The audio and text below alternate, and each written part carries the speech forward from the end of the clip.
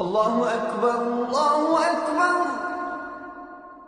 مسجد کسی بھی مسلمان معاشرے کی لازمی ضرورت ہے، تاہم تمدن سے قریب قصبوں، شہروں اور میٹروپولیٹن علاقوں میں زندگی گزارنے والوں کو علم ہی نہیں کہ جہاں مسجد نہ ہو، جہاں پنج وقتہ اذان کی آوازیں، جماعت کی تکبیریں نہ بلند ہوتی ہوں، وہاں زندگی کس قدر بے کیف، بے رونق و بے برکت ہو جاتی ہے۔ خیر و شر کے پیمانے، اچھے برے کی تمیز، اللہ کے عظیم الشان کلام سے شناسائی، نبی مکرم صلی اللہ علیہ وآلہ وسلم کی احادیث مبارکہ سے زندگی گزارنے کی روشنی سب انہی مساجد کے دم سے میسر ہیں۔ تاہم ہمارے ملک کے ایسے بے شمار علاقے بھی ہیں جو ان بے مثال نعمتوں سے محروم ہیں، جس کی وجوہات انتہائی غربت، قسم پرسی، عام معاشرے کی بے توجہی اور دین پھیلانے کے فرض سے پہلو تہی ہے۔ یہ خوبصورت وادی مہران سندھ کے پسماندہ علاقوں کی ایک شبیہ ہے۔ اول تو بیشتر دور دراز علاقوں میں مساجد ہی نہیں، اور اگر کہیں اہل علاقہ نے مل جل کر چھپر کی، گارے کی یا جھونپڑی کی کوئی مسجد بنائی بھی ہو تو ان میں سے بیشتر سیلاب میں بہہ گئیں۔ یہ بڑے سادہ لوگ، خوش مزاج، باصلاحیت لوگ ہیں، مگر ہماری عدم توجہی اور حالات کے جبر نے انہیں کہیں کا نہیں چھوڑا۔ نام تو اسلامی ہے مگر کلمہ یاد نہیں، توحید سے قطعی نابلد، طہارت کے اصولوں سے ناواقف۔ حد تو یہ ہے کہ بیشتر لوگ رسول مکرم صلی اللہ علیہ وسلم کے نام مبارکہ سے بھی لا علم۔ بے انتہا غربت نے بے راہ روی اور بیماریوں کو پروان چڑھایا ہے، نتیجتاً جسمانی معذوریاں بھی بے شمار ہیں۔ ہاں، جن جن علاقوں میں مساجد پہنچ چکی ہیں وہاں صورتحال مختلف ہے، تاہم بیشتر دور دراز علاقے پہلے بھی محروم تھے اور رہی سہی کسر سیلاب نے پوری کر دی، جس نے بستیوں کو اجاڑنے کے ساتھ ساتھ چھوٹی موٹی مساجد کو بھی تہو بالا کر دیا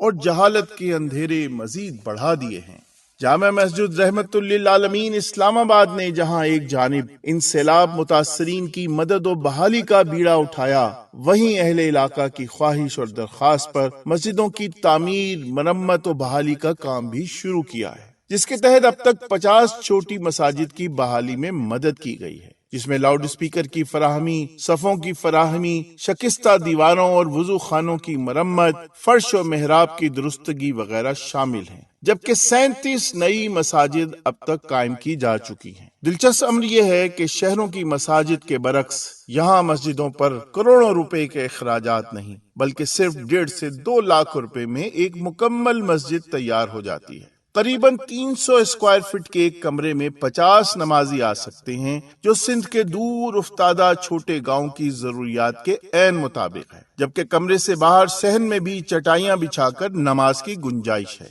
متاثرہ علاقوں میں مسجد کے لیے جگہ کو اونچا کرنے اور پکی اینٹوں کی بنیادوں پر کھڑی ان نئی مساجد نے ان لوگوں کو زندگی کو ایک نیا رخ دکھایا ہے۔ ان مساجد کی تعمیر کے ساتھ ہی کسی بھی مسلکی تقسیم سے ماورا ہو کر ائمہ کا تقرر اور ساتھ ہی مسجد کے بطور کمیونٹی سینٹر استعمال نے مسلمانوں کو یہ بتایا کہ مساجد کی مرکزیت ہی ان کی زندگی کے بہت سے مسائل کا حل ہے۔ بچے اور بچیوں کو ناظرہ قرآن، طہارت و دین کے مسائل سکھانے کے ساتھ ساتھ ٹیلی میڈیسن کے ذریعے صحت و علاج کی سہولیات، بیواؤں کے لیے راشن کا انتظام سمیت عوام کی تربیت اور مدد کے تمام منصوبے ان مساجد کے ذریعے ہی روبہ عمل ہونا شروع ہو چکے ہیں۔ یہ مساجد محروم و پسماندہ اور پسے ہوئے و نظر انداز کردہ عوام کی زندگیوں میں ایک روشنی کی کرن جگا چکی ہیں۔ جمعہ و عیدین کے ساتھ ساتھ پنجگانہ نمازوں اور تکبیر کی بلند ہوتی آوازوں نے لوگوں کو ان کی چھنی ہوئی زندگی لوٹا دی ہے،